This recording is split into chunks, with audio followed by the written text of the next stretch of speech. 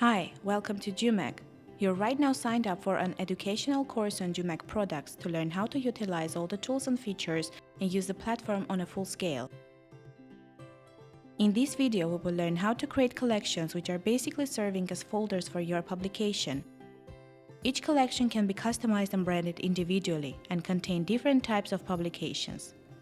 For example, one collection can contain only magazines, the other one only newspapers, and all they will be branded and customized differently. So to create a publication collection, go to the dashboard and click Create Collection button. Specify the name of your collection.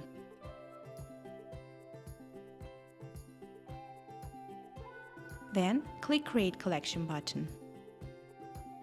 That's it, now you know how to create collections. Stay tuned to learn the publication creation methods.